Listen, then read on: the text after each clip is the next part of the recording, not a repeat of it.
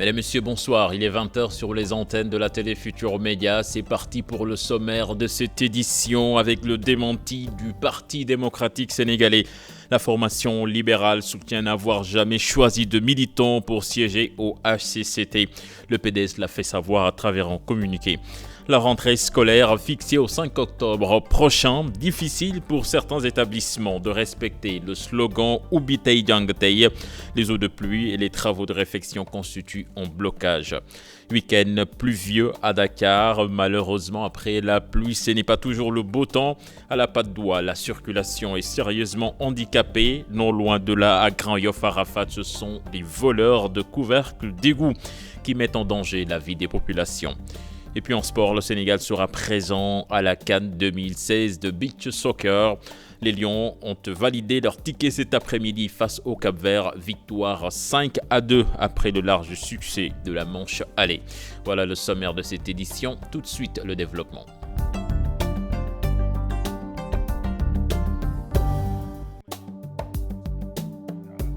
Bienvenue à toutes et à tous. Le PDS dément avoir choisi des militants pour siéger au HCCT. C'était dans un communiqué. Le Parti démocratique sénégalais indique aussi n'avoir pas engagé de discussion pour l'octroi de sièges dans cette institution. Le PDS précise dans ce communiqué également n'avoir jamais été saisi par le chef de l'État. Synthèse avec Dissa Prera.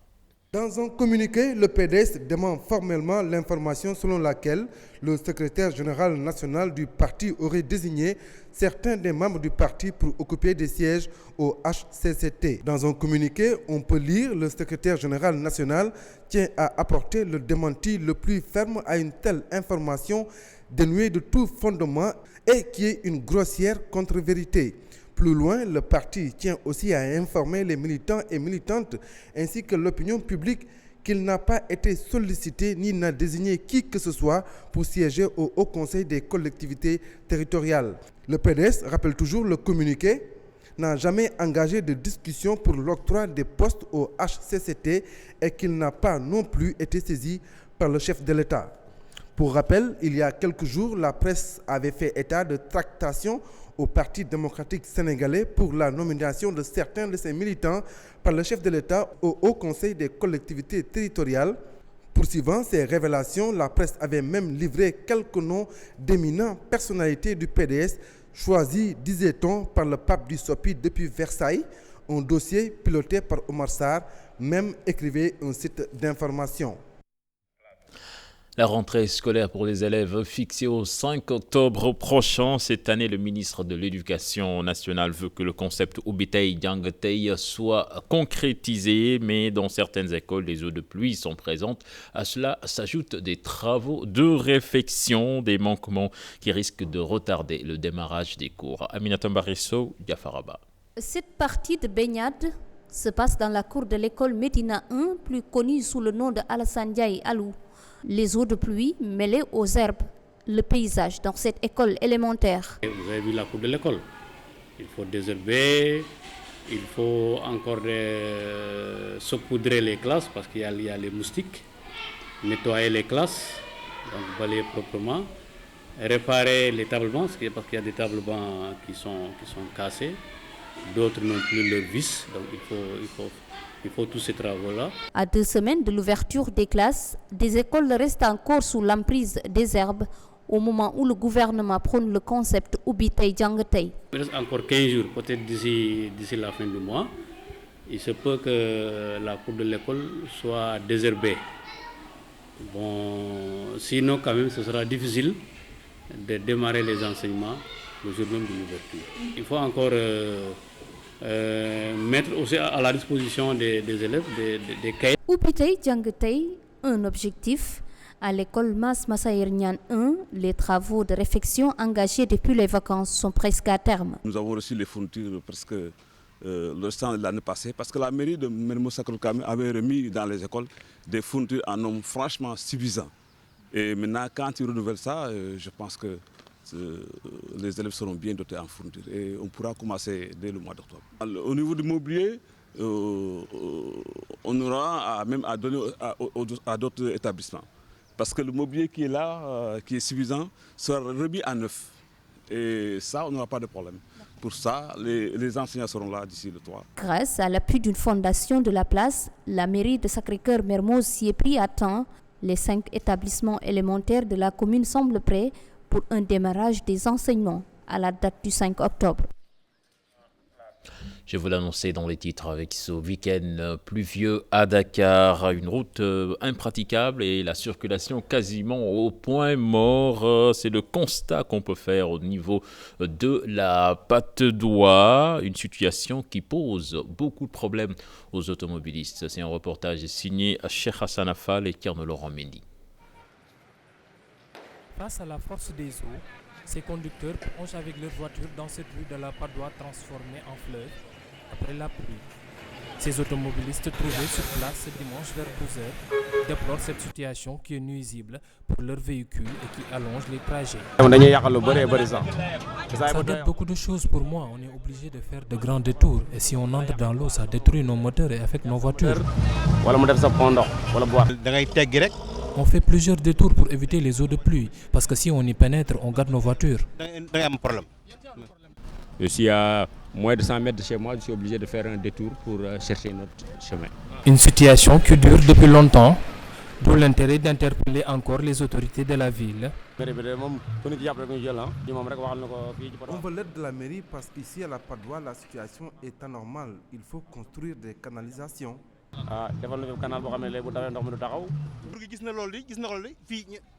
Les autorités voient ce qui se passe ici depuis plusieurs années mais ne font rien pour trouver une solution. Pour ce conducteur, la population a sa part de responsabilité. La population doit penser à sa sécurité et arrêter de voler les fers des égouts et canalisations. Ces automobilistes souffrent le martyre avec l'eau de pluie, une situation qui impacte sur la fluidité du trafic avec une recherche effrénée de raccourcis pour arriver à bon point. Justement, cher Hassan Affal, vous l'avez évoqué dans votre reportage à Grand Yoff Arafat, les populations bravent quotidiennement en danger à cause d'irresponsables voleurs qui prennent indûment les couvercles des égouts, mais des jeunes du quartier essaient tant bien que mal de prendre le problème à bras le corps. Cher Tidiane John, Thierno Laurent Mendy y ont effectué un tour. Des égouts à ciel ouvert ou parfois remplis de sable et de déchets plastiques empêchant l'évacuation correcte des eaux de pluie. Nous sommes à Arafat Scat Urbam. Ici, le danger est permanent. Avec ces égouts ouverts, le vol des couvercles des égouts est la principale cause de cette situation qui indispose les populations. Des images à la télé qui sensibilisent la population, au moins que ça s'arrête une bonne fois pour toutes.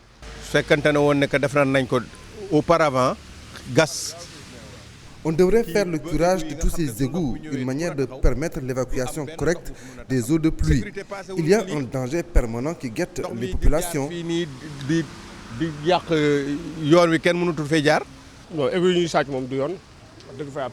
Le vol des égouts, c'est vraiment une chose qui est anormale. Les auteurs de ces forfaits devraient également penser aux autres.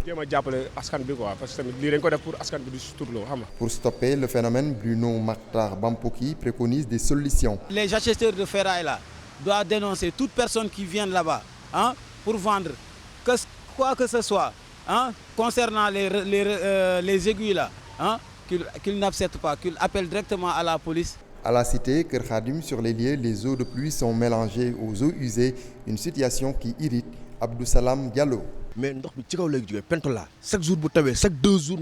Les eaux usées proviennent des autres cités. Nombreux sont ceux qui en profitent pour ouvrir leurs fosses septiques.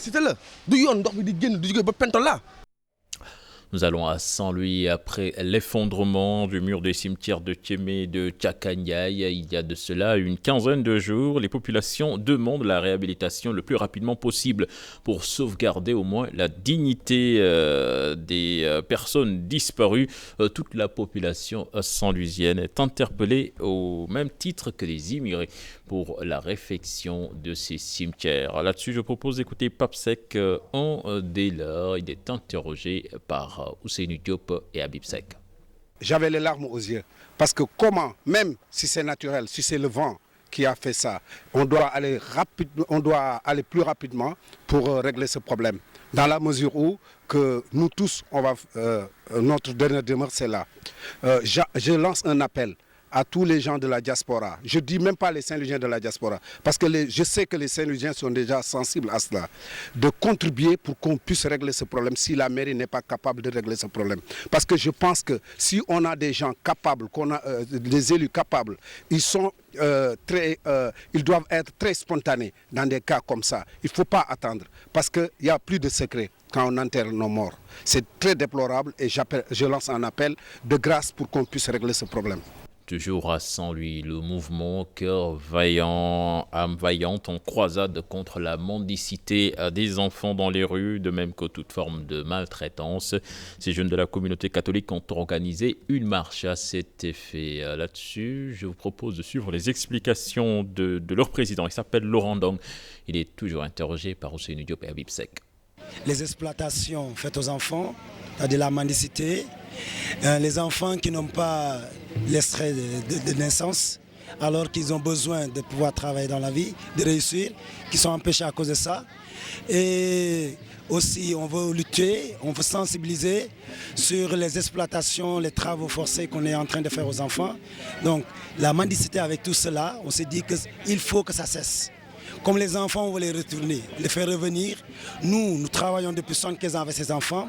Nous voulons permettre maintenant, aujourd'hui, surtout à Saint-Louis, leur montrer que nous sommes là. Nous voulons que ces enfants réellement soient retirés. Que ça ne soit pas des paroles en l'air, que ça ne s'arrête pas ici et qu'on ne puisse pas les mettre en plus dans des fourgonnettes, mais qu'on puisse les traiter avec dignité, les prendre et les mettre dans les endroits qui s'y est.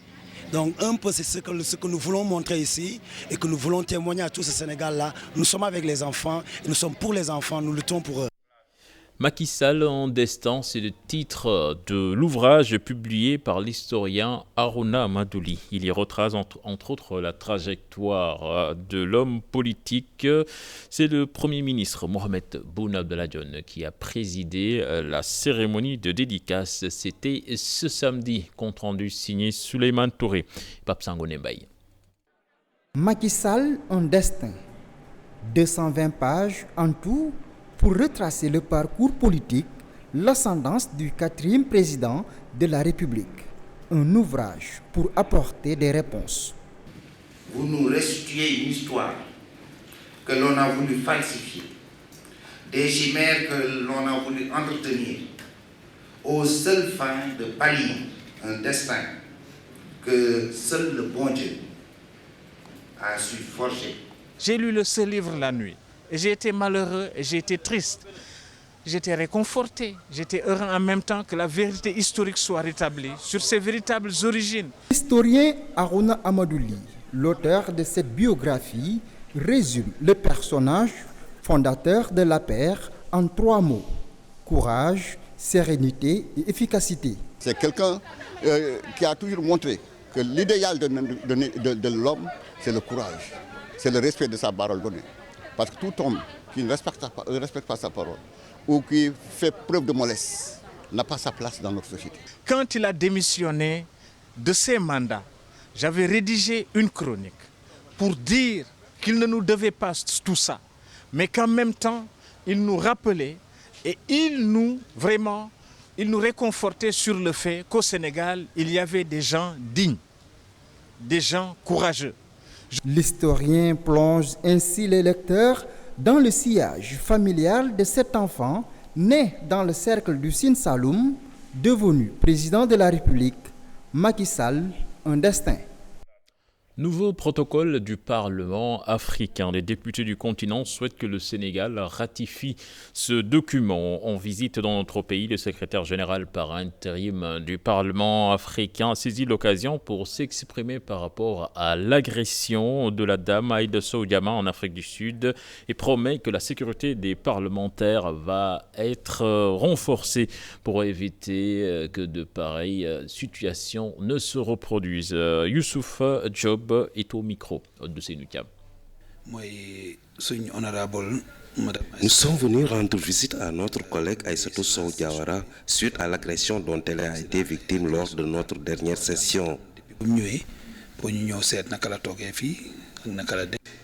Nous profitons de l'occasion pour rassurer le peuple sénégalais que pareille chose ne se reproduira plus.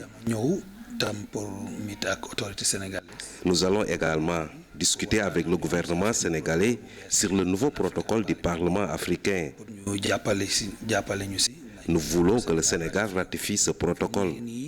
Pour le moment, nous disposons que de 13 signatures alors que nous avons besoin de 28 signatures. Nous espérons que le Sénégal ne sera pas en reste.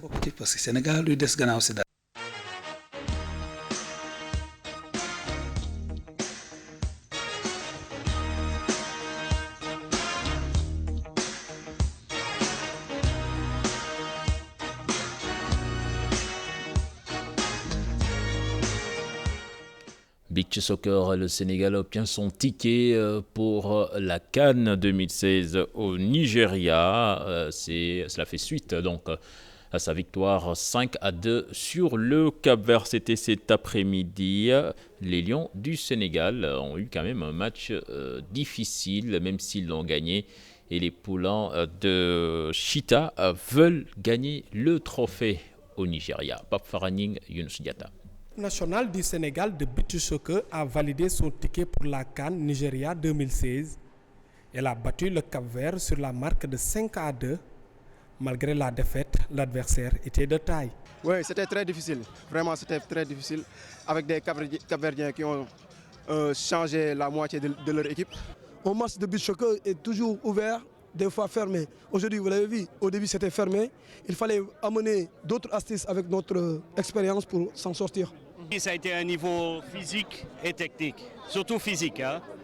Parce que niveau physique, le Sénégal était supérieur à l'équipe du Cap-Vert. Le Sénégal est l'une des meilleures équipes aussi de l'Afrique. Ahmed François Diouf, l'artisan de ce succès avec 3 réalisations et ses coéquipiers, n'ont qu'un seul objectif, rejouer le mondial. D'abord, c'est de se qualifier pour la Coupe du Monde. Après, de gagner la Coupe d'Afrique, pourquoi pas. Je suis vraiment satisfait. Avec le travail qu'on a fait, je pense qu'on mérite de gagner. L'objectif qu'on s'est fixé pour la Coupe d'Afrique, c'est d'aller reprendre notre titre de champion d'Afrique qu'on avait perdu en 2015, Inch'Allah. Et pour cela, on demande aux autorités de nous accompagner, surtout de nous accompagner. Mais pour reconquérir le titre continental, dirigeants et joueurs veulent une bonne préparation. On veut reprendre le trophée. C'est notre objectif.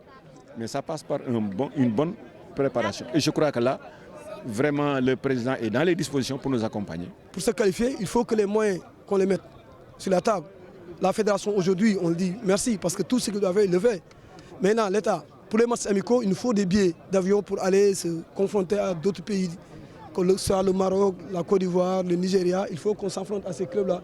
Ainsi, les Lions de la plage ont gagné leur premier match international à domicile devant un public venu nombreux pour les pousser à la victoire. En revanche, l'avenir s'assombrit pour les U17 en vue d'une participation à la CAN 2017 au Madagascar. En effet, les Poulains d'Alimal ont été battus hier ici à Dakar par la Guinée 2-1. L'espoir est permis pour l'entraîneur qui veut jouer toutes ses cartes à fond. Pape Faraning, Mardien y était pour nous. Dominés, malmenés, bousculés, les cadets sénégalais battus à domicile par les Guinéens sur un corner venu de la gauche vers la droite. Ismaïla Traoré de la tête trouve la faille. On a raté aussi beaucoup de passes. Les jours, peut-être c'est la pluie ou bien peut-être c'est l'adversaire qui était là, mais je pense qu'aujourd'hui nous n'avons pas joué sur notre vraie valeur. En plus en défense, on n'a pas été serein et aussi on n'a pas été rigoureux parce que moi je pense que sur le but on a bien travaillé les coups de pied arrêtés, on a travaillé, on a retravaillé et on prend un but comme ça. Moi je dis qu'aussi c'est le football aussi, hein, c'est le football de jeunes, on n'a qu'à assumer et se dire qu'on va se préparer encore. Avec un jeu séduisant, parfois spectaculaire, l'équipe guinéenne a dominé ce match sur tous les plans. L'aspect physique a beaucoup joué. On s'est dit oui, techniquement c'est une belle équipe, ils jouent bien avec le ballon, pourquoi ne pas travailler l'aspect physique? Donc je pense que j'ai essayé d'accumuler les deux tendances, c'est ce qui nous a beaucoup aidé aujourd'hui. Si le coach guinéen reste prudent pour la manche retour, son homologue sénégalais garde espoir. C'est un match de pièce pour nous parce que à domicile, si on encaisse 2 buts, c'est mort pour nous, c'est compliqué. Donc c'est à nous d'être prudents, garder l'acquis et penser à marquer plus si on a la possibilité. Parce qu'on pouvait prendre 2 buts, 3 buts, moi je pense que c'est comme ça. Il y aura un match retour, ils nous ont battus ici, pourquoi pas ne pas les battre chez eux? C'est le football qui est comme ça. Peut-être les joueurs ici, ils ne pouvaient pas jouer par exemple, manque de concentration ou bien peur de bien faire. Toutes ces choses-là et tous ces facteurs-là, moi je pense qu'au match retour, il faut qu'on se donne à fond, qu'on nous élimine, ok, qu'on nous élimine, mais qu'on joue à fond. Même sur les gradins, les supporters guinéens étaient plus nombreux, comme s'ils étaient à domicile. Malgré l'apport du 12e Gaïndé et d'Alain Kaza, les Lions ont été battus 1-0. Reste la manche retour d'ici 15 jours. Merci Pape Faraning. Volleyball, la Fédération sénégalaise de la discipline tire un bilan satisfaisant de sa saison. Des problèmes de moyens se sont posés certes, mais la saison est allée à son terme. Écoutons à ce propos les explications de la secrétaire générale de la Fédération sénégalaise de volleyball. Elle s'appelle Ndeye Fatou Sall. Un sentiment de satisfaction et beaucoup de gaieté, parce qu'il y a 2 mois de cela, on n'avait pas cru qu'on aurait pu arriver à ce stade aujourd'hui. Mais vraiment, vu tout ce que nous avons fait, on est très satisfait. Voilà, la nouvelle équipe a fait preuve de dynamisme. On s'est serré les coudes et on est arrivé là à ce stade. Ils sont toujours les mêmes. D'habitude, c'est des difficultés financières parce qu'on a eu beaucoup de soucis, on a eu beaucoup de difficultés pour vraiment avoir l'argent nécessaire pour couvrir le budget des manifestations. Le ministère des Sports nous a toujours accompagnés, mais côté financier aussi, ça tarde à venir. Mais que ce soit sur le plan des idées et tout ça, le ministère est là, c'est notre premier partenaire et ils nous ont toujours accompagnés. C'était le dernier élément de ce journal que j'ai eu le plaisir de vous présenter. Excellente suite de programme en compagnie de la Télé Futurs Médias. Au revoir.